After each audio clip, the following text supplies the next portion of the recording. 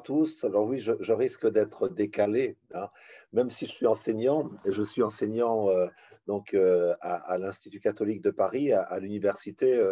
Voilà, je dirige l'Institut supérieur de liturgie de la Catho de Paris.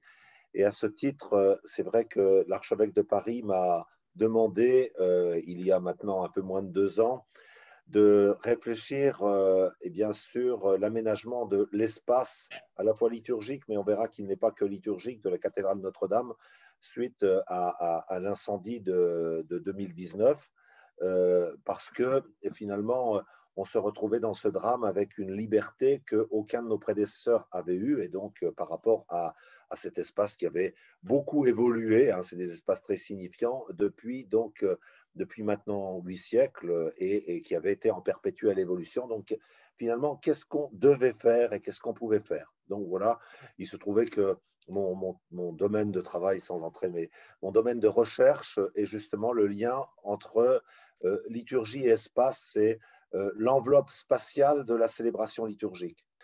Alors, une cathédrale intégralement catholique, ça veut dire eh bien qu'elle est, il n'y a pas un centimètre carré qui ne soit pas dédié à sa fonction initiale. Vous savez, la cathédrale Notre-Dame, dans les grands, c'est vrai dans toutes les villes, mais dans les grands bâtiments anciens de Paris, c'est un des rares bâtiments qui est encore utilisé pour ce pourquoi il a été construit, hein, c'est-à-dire célébrer la liturgie. Mais ceci dit, ça veut pas dire que les choses se font de la même manière qu'au Moyen-Âge, hein, donc l'espace a une pluralité d'utilisation. Alors là, il y a non pas un jeu de mots, un paradoxe qui n'est qu'apparent, catholique, donc pour tous, hein, ce qui est important pour nous, évidemment, ça c'est fondamental. L'identité, j'aime pas trop ce mot, mais c'est la cathédrale du diocèse de Paris, mais elle est ouverte à tous, et on sait très bien que les gens qui viennent, les 12 millions de visiteurs, dont les motivations sont multiples, eh bien, il y en a beaucoup qui sont de culture non chrétienne, notamment de plus en plus asiatiques, ou post-chrétienne, hein. Donc, il y a une espèce de tension, de paradoxe entre un espace marqué par ce pourquoi il est fait, et en même temps un espace très ouvert. Évidemment, dans l'enseignement catholique, vous connaissez ces tensions, ces paradoxes qui n'en sont pas.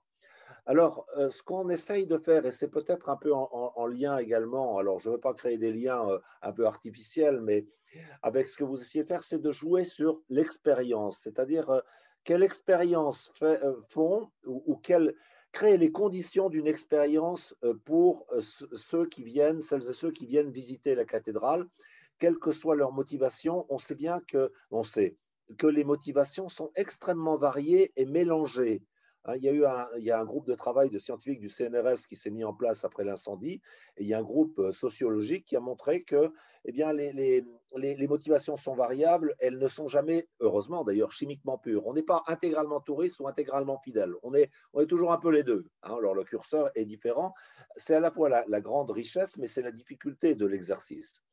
Alors, bon, vous verrez beaucoup de points, hein, de plans, hein. Alors, parce que je vais aller assez vite, mais un des points importants, eh bien, vous savez, c'est qu'on va rentrer par la porte. Alors, vous allez dire, ah, voilà, hein, il y avait un des projets d'urbanisme qui était de rentrer un peu comme à la pyramide du Louvre, vous voyez, de rentrer par le sous-sol, hein, rentrer à l'intérieur. Il y aurait eu des intérêts, mais ce qu'on souhaite, c'est, en termes d'expérience, c'est rentrer par la grande porte. Ceux qui connaissent Notre-Dame savaient que Notre-Dame, on rentrait par la porte de droite, la porte du sud, le portail Sainte-Anne. L'idée, eh bien, c'est d'être saisi par l'actualité. Hein, vous voyez, on rentre, hein, par la porte. Alors, on peut le prendre, j'essaye d'être le gardien du sens. Le Christ a dit, je suis la porte, hein, qui passe par moi, etc. Mais être saisi, vous savez, ah, voilà, saisi par l'actualité du monument, hein. Et ça, quand on rentrait précédemment, ce n'est pas une critique, mais la cathédrale ne s'était pas adaptée à l'évolution du tourisme de masse. Le dernier grand réaménagement au temps du cardinal Lustiger en 2004, il y avait 6 millions de visiteurs, il y en a 12 millions actuellement. Alors, on rentrait, on avait une banque d'accueil, c'était un peu, il y avait eu en plus malheureusement les nécessités de sécurité suite au terrorisme. Je veux dire, c'est l'occasion aussi, eh bien, de remettre les choses à la place, être saisi, et puis l'espace. Alors évidemment, on est un espace cosmiquement orienté. Ça, c'est peut-être différent avec vos écoles. C'est-à-dire que l'église, la cathédrale, elle est orientée vers l'est, vers le soleil levant. Et au centre de cet espace, eh bien, il y a l'autel, hein, qui est la pierre de fondation. Et puis, alors l'archevêque nous a demandé justement de travailler beaucoup plus la dimension de la nef, hein, des fidèles. Donc cet autel, c'est là où l'espace est un espace sensé. Et vous imaginez que dans mon travail, alors je suis en contact avec beaucoup de monde, des autorités de l'État, de la ville de Paris, etc. Et c'est vrai que, eh bien, cette question du sens, je suis un peu le gardien, j'essaye d'être le gardien du sens. Eh bien, cet espace, on essaye d'en faire euh, une sorte de métaphore de la vie chrétienne, centrée sur l'Eucharistie, l'autel, tendu entre sa source baptismale, on va mettre un grand baptistère dans la nef, c'est le petit point que vous avez en bas, nourri par la parole de Dieu, il y aura un ambon, hein, on joue l'axialité, hein, l'axialité de la vie chrétienne. Et alors c'est un peu technique, mais il y a toujours un au-delà eschatologique, c'est-à-dire un au-delà, on va toujours plus loin.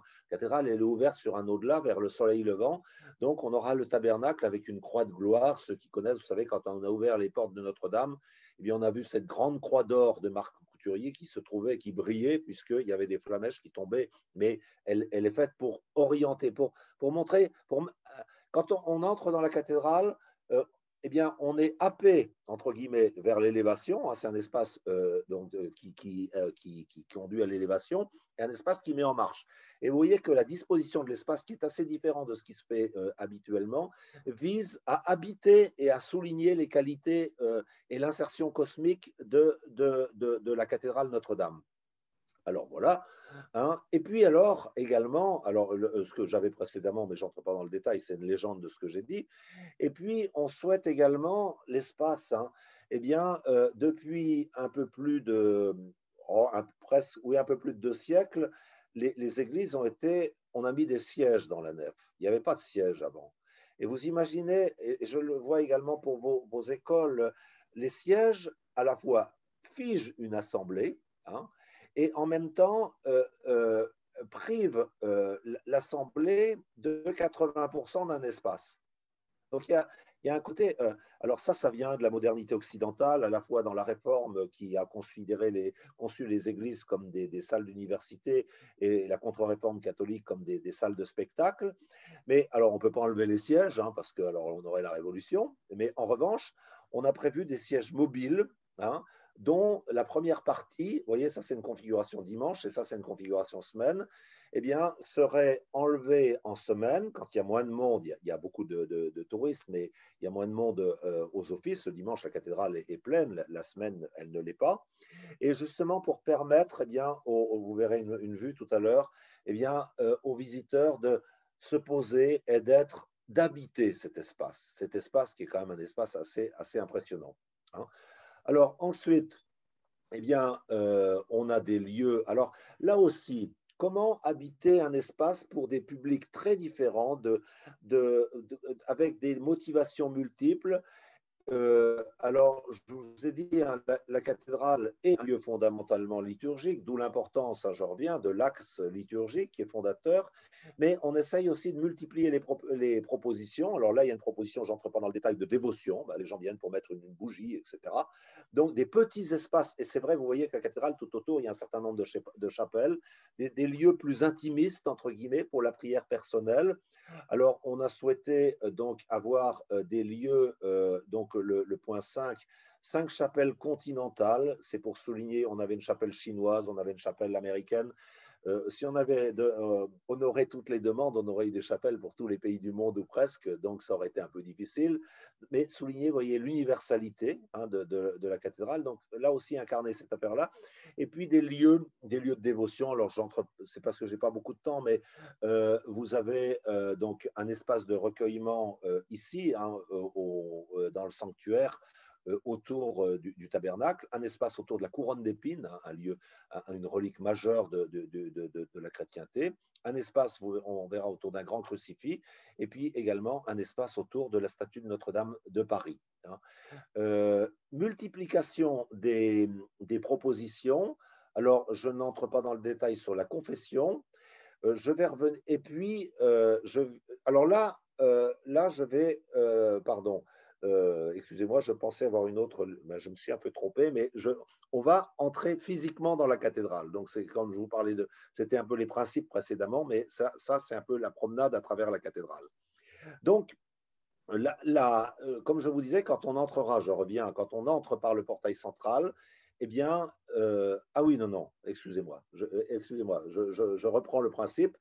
Euh, Pardonnez-moi, j'ai fait une petite erreur.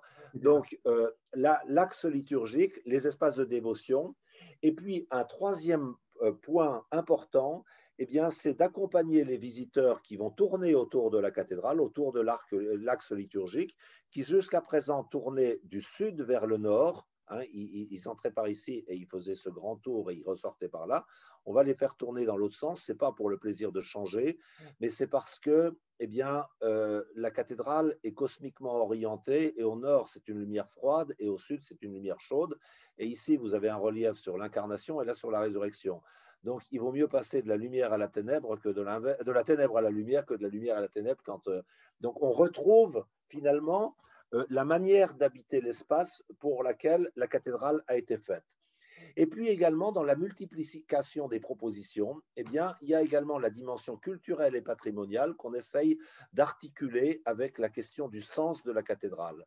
Et essayer, je dis essayer parce que c'est donc d'accompagner les visiteurs, et notamment ça sera dans ces chapelles qui étaient des lieux un peu de mal assez encrassés, etc., utilisés parfois même un peu comme espace de stockage. C'était pas très glorieux à Notre-Dame. Donc on a cette chance finalement de pouvoir revoir l'intégralité de ce parcours et donc habiter ces chapelles eh bien, en offrant par la voie, on le verra tout à l'heure, de la culture, eh bien, des espaces qui articulent culte et culture. Et nous allons au nord avoir eh bien, une déambulation devant une série de chapelles qui évoque, alors on appelle ça l'allée des promesses, le point 4, qui évoque eh bien, les origines de l'histoire du salut. Alors la Genèse, la création, la geste d'Abraham, la geste de l'Exode, les prophètes, le cantique des cantiques et les écrits de sagesse. Vous voyez. Alors, je vous donnerai des éléments d'incarnation par la suite. Ah ben non, c'est dans l'autre sens.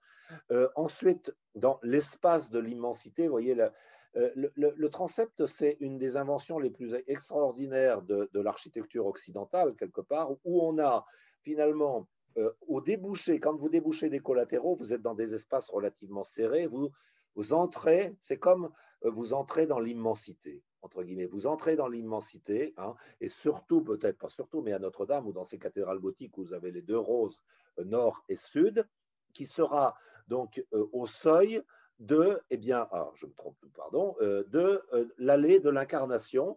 Et là, le parcours qui s'appuyait sur les chapelles avec l'allée des promesses, eh bien, basculera sur, au numéro 6, toute une série de hauts reliefs, ceux qui les connaissent, qui sont au dos des stalles du XIVe siècle, des hauts reliefs du XIVe siècle au dos des stalles, et qui évoquent l'incarnation. Donc, vous voyez, les promesses, Jean-Baptiste, l'incarnation, on aura une grande croix dont je vous parlerai, et là, on entre dans le cœur du mystère. Et on essaye, vous voyez, d'habiter l'espace de manière cohérente à la fois au mystère chrétien, ce pourquoi la cathédrale a été faite. Ce n'est pas de la catéchèse au sens lourdingue un peu pardonnez-moi, hein, mais du terme un peu, mais c'est, je parle plutôt d'initiation, c'est-à-dire que le pari ou le présupposé qui est le nôtre est de dire que pour entrer dans l'intelligence de la cathédrale, eh bien, on ne peut pas mieux le faire que si on entre dans l'intelligence du mystère qui sous-tend la conception de la cathédrale. Donc là, on entre dans le cœur du mystère avec un crucifix, la crucifixion, la couronne d'épines, hein, la couronne d'épines, et puis ensuite la résurrection. Mais pourquoi ça ne marche plus? Ah, tiens.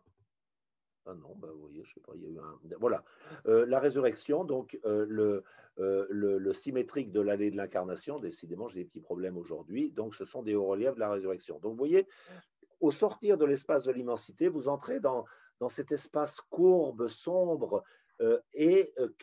donc, qui est le cœur du mystère chrétien. Ensuite, eh bien, en pendant à Jean-Baptiste, nous passerons donc par la figure de la Vierge, hein, la Vierge à l'enfant, qui Notre-Dame de Paris, hein, cette Vierge qui est restée intacte dans un champ de ruines au matin de l'incendie. Et puis ensuite, eh bien, en parallèle, en symétrie par rapport à l'allée des promesses, on a ce qu'on appelle l'allée des saints. Eh bien, c'est après donc le cœur du mystère, eh bien, la communauté des disciples et les différentes manières, les différentes notes, les différentes tonalités de la suite du Christ. La dimension intellectuelle, foi et raison. Alors, le nord et le sud sont en correspondance. Foi et raison est en correspondance avec les écrits de sagesse de l'Ancien Testament. C'est très traditionnel, hein, ça se faisait dans l'Antiquité, ça se faisait jusqu'à l'époque baroque. Il se trouve que ici, alors c'est un peu, vous avez le portail Saint-Étienne, et un peu plus au sud, vous avez l'école cathédrale et la Sorbonne, l'université médiévale, et toute l'iconographie du portail Saint-Étienne est liée aux étudiants. Donc, vous voyez, la dimension intellectuelle, on essaye aussi d'habiter l'espace urbain, hein, y compris là d'avoir des renvois à l'environnement urbain, en contrepoint donc à l'espace, au cantique des cantiques, la voie mystique, en contrepoint au prophète, la voie de la charité, la loi ancienne, la loi nouvelle, alors une chapelle continentale, là, il y avait l'Afrique, là il y aura l'Asie, en contrepoint à l'Exode, l'espérance ou la liberté, en contrepoint à la promesse faite à Abraham, la mission, hein, les grands missionnaires, et en contrepoint à la Genèse, eh bien, Laudato Si, ou la création réconciliée, c'est-à-dire le soin de la création. Et on terminera par une grande toile, un grand Magnificat. Hein, on terminera de manière jubilatoire. Alors, concrètement, voilà, donc, vous voyez, l'intégralité, donc il y a l'axe liturgique dans un premier temps, et puis pour accompagner la visite, donc la déambulation des visiteurs, eh bien, ce qu'on appelle ce parcours catéchuménal, ce parcours donc structuré sur l'histoire du salut, allée des promesses, mystère de l'incarnation et de la rédemption, et puis allée des saints. Alors concrètement, on entre par la porte. Hein, si j'ose dire. Alors, vous voyez, on connaît tous ce portail magnifique. On insistera, j'étais hier avec la ville de Paris sur le parvis pour qu'on ait un espace de médiation. Hein. On a besoin de donner à comprendre, hein, parce que évidemment, c'est le grand livre ouvert, le grand livre de Pierre ouvert sur la ville. Je vous disais tout à l'heure, ça c'est pas un montage, c'est une photo de la cathédrale qui a été prise de nuit avant la messe des étudiants. Vous voyez ce qu'on a perdu quand on a mis des chaises. On a gagné en confort, mais on a perdu en puissance d'inhabitation de l'espace. Hein. Donc l'espace, j'allais dire, l'espace est puissamment symbolique. Et quand je vous parlais d'élévation et de mise en marche avec ces piliers qui scandent, ça c'est toute la basilique, eh bien évidemment on le voit fortement.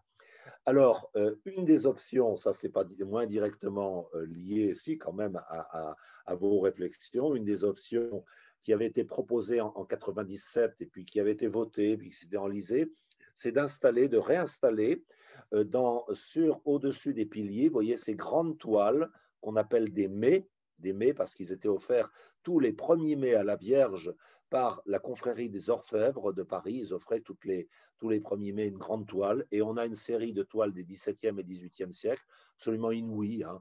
On a 70 toiles des plus grands peintres français de cette époque, qui évoqueront, alors au nord, je dis parce qu'on a fait un programme avec le Louvre, une sélection de mets sur le cycle de Saint-Pierre, l'apôtre des Juifs, donc les promesses, et puis au sud de Saint-Paul, l'apôtre des gentils, en lien avec l'Église. Vous voyez, là aussi,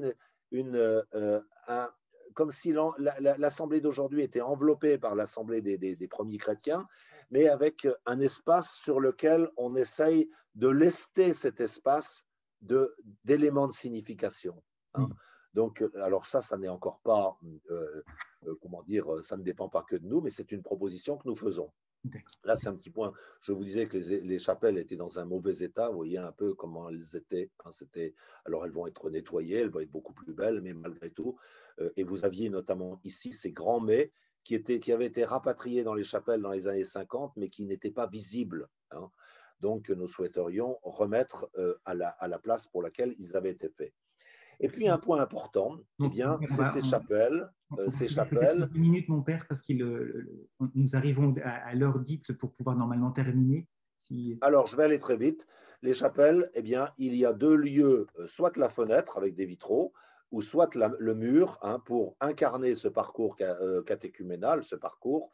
Je vous donne une image, c'est une évocation de ce que pourrait être une chapelle avec une parole biblique, une création contemporaine et du côté, de l'autre côté, une œuvre de la tradition. Hein. Ensuite, donc Saint-Jean-Baptiste, je vous passe le détail. Le crucifix à l'entrée donc du déambulatoire, la relique de la couronne d'épines au cœur du mystère sur laquelle nous faisons un travail de scénographie.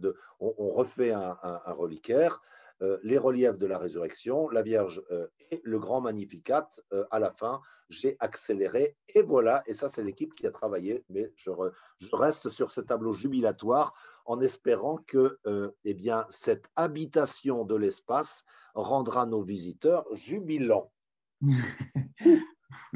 Un grand merci, mon père. Désolé de vous avoir fait accélérer sur la fin, mais je vous en prie. On avait donné 1 heure. En tout cas, un grand merci pour cette présentation qui nous donne plein de sources inspirantes, je pense, pour nos espaces de classe ou nos espaces d'établissement. Quand j'entends, par exemple, au début, quand vous dites il faut avoir en tête qu'on n'est pas toujours complètement touriste ni toujours complètement fidèle quand on vient à Notre-Dame. Il me semble aussi que, par exemple, nos enfants ne sont pas toujours élèves ou ne sont pas toujours enfants quand ils sont dans nos classes. Et il y a plein comme ça de nuances que vous avez abordées pour parler de Notre-Dame qui sont à reprendre pour nos espaces classes, et on vous en proposera un petit écrit pour pouvoir essayer de reprendre ça et de le proposer au plus grand nombre. J'ai vu une question notamment sur le fait de pouvoir prévoir éventuellement des lieux d'accueil pour des petits groupes, pour faire un petit chemin de catéchèse au sein de la cathédrale avec des groupes. Alors, c'est vrai que la cathédrale était un peu un théâtre sans coulisses, il n'y avait pas de salle. Vous voyez, pour un tas de raisons, il n'y avait pas de salle d'accueil. Et hier, j'étais avec la mairie, on travaille donc avec la ville de Paris. C'est vrai qu'à la fois pour la catéchèse, mais également pour l'accueil des groupes, il y a toute une réflexion sur l'accueil en amont, hein, l'accueil touristique, l'accueil et un des axes un peu fondamentaux du projet, c'est justement d'améliorer l'accueil, hein, qui ne s'était pas adapté, comme je vous disais, avec la croissance du tourisme de masse.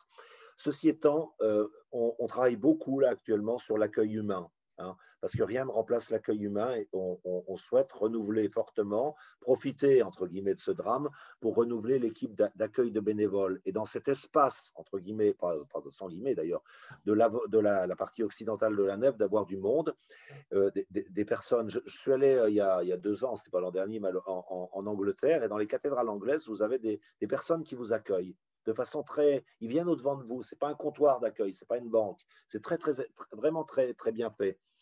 Et puis, on aura également, alors je ne l'ai pas dit parce que, évidemment, devant les chapelles du parcours catéchuménal, la possibilité d'avoir des endroits où on peut s'asseoir, soit avec un petit groupe, avec des bancs vis-à-vis, hein, en dehors des offices, c'est l'intérêt aussi des bancs mobiles, ou simplement s'asseoir pour regarder un vitrail, méditer devant alors il y a du monde, hein, il faut aimer méditer avec du monde, mais devant une parole biblique projetée, hein, je vous ai dit, il y aura des paroles bibliques, ou alors méditer devant une œuvre d'art, vous voyez. Donc cette dimension, elle est plurielle, et c'est vrai que la dimension de l'accueil, alors après le parcours, le parcours, ça sera le rôle du recteur successif, c'est sûr que c'est un outil le parcours en plus va être sonorisé, je n'entre pas dans le détail, mais assez extraordinaire, y compris pour de la catéchèse. Il y a un des chapelains, le chanoine de Villefranche, un des chapelains de la cathédrale Notre-Dame, qui réfléchit avec l'équipe catéchèse du diocèse de Paris de faire un parcours catéchétique à partir de Notre-Dame.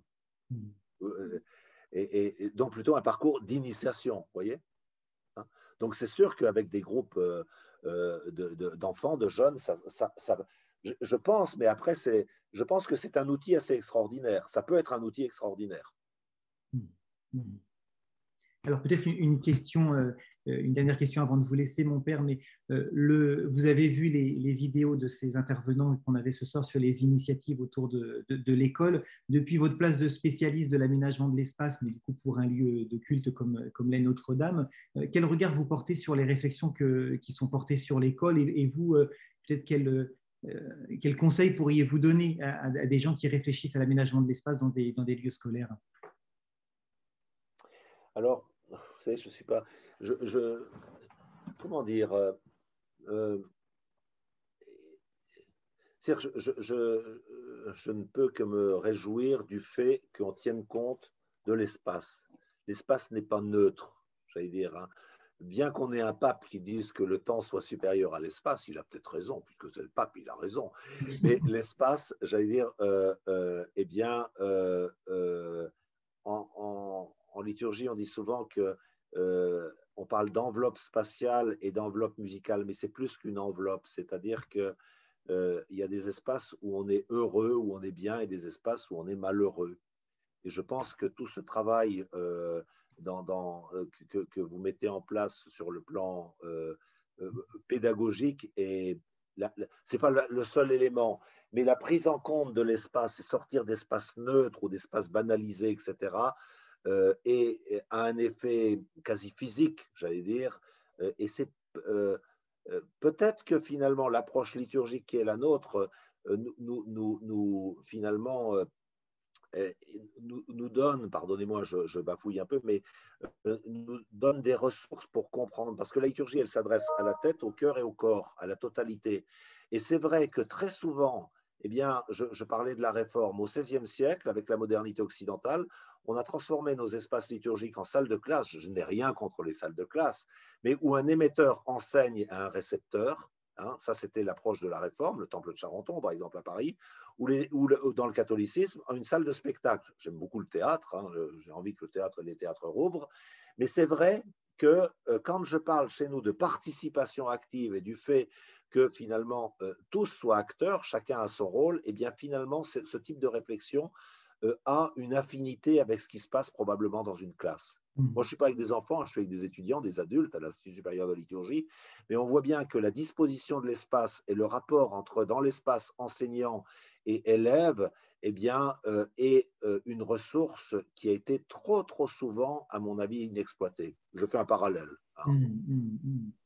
Ah, c'est passionnant. Et... Vous savez, moi je milite fortement, alors pardon, je parle en théologien, mais pour sortir de la logique de salle de spectacle où je parle de plateau télévisuel, où vous avez dans une église sur un plateau eh bien, des acteurs plus ou moins bons, plus ou moins bien costumés, mais voilà, et une assemblée passive.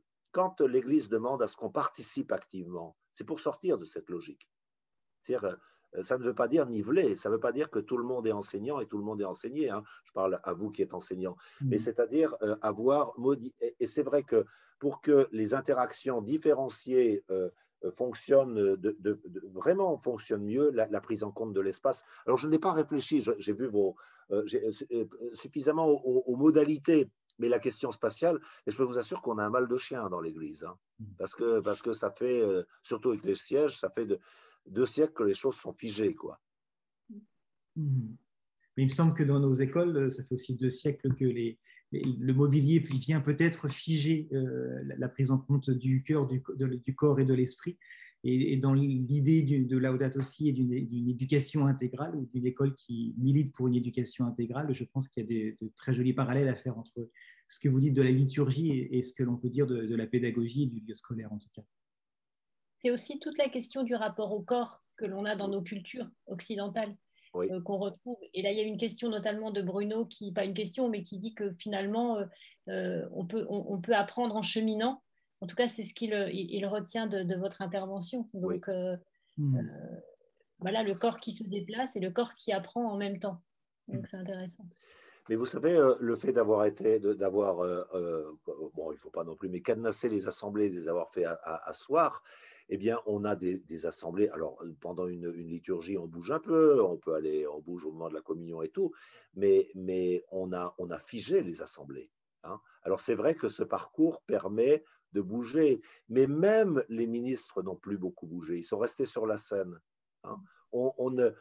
Les corps, alors j'ai écrit un article là, des corps vivants en liturgie là, récemment à une université d'été sur ces questions-là, mais oui, on a un déficit corporel et on a beaucoup cérébralisé la liturgie, et c'est vrai que le parallèle peut-être avec l'école, avec l'enseignement est peut-être réel, c'est vrai, c'est vrai.